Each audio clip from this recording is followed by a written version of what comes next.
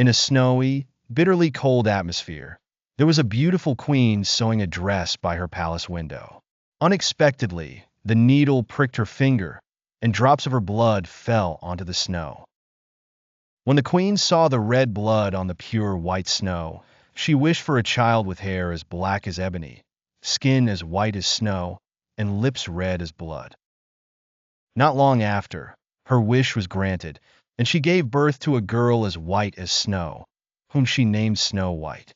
After a while, the queen fell gravely ill and passed away, leaving little Snow White and the king alone in the grand palace. The king married a beautiful woman, who became the new queen, but she only cared for herself.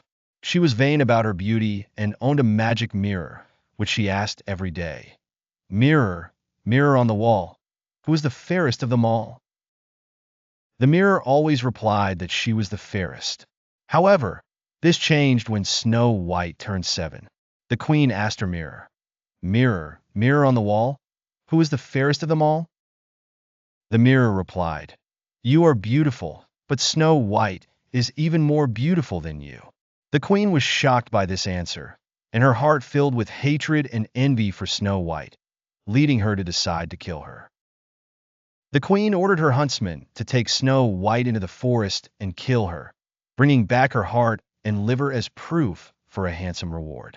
The huntsman agreed and took Snow White into the woods. When they reached the forest's heart, he told her that the queen had ordered her death. Snow White began to cry and pleaded with the huntsman not to kill her. The huntsman felt pity for her and decided to let her go on the condition that she would never return to the palace. To appease the queen, he decided to kill a deer and bring back its heart and liver as if they belonged to Snow White. Upon returning to the queen, she was overjoyed and rewarded him for his deed. Snow White remained lost, scared, and hungry in the forest. Amidst the tall trees, she spotted a small cottage and ran to take shelter and rest.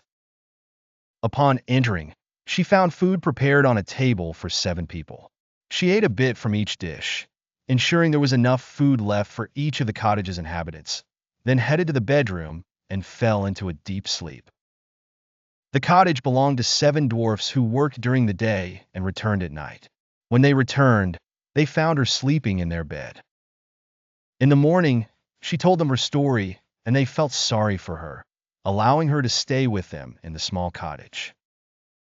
Meanwhile, the queen awoke filled with happiness, stood before her mirror, and asked, "Mirror, mirror on the wall, who is the fairest of them all?"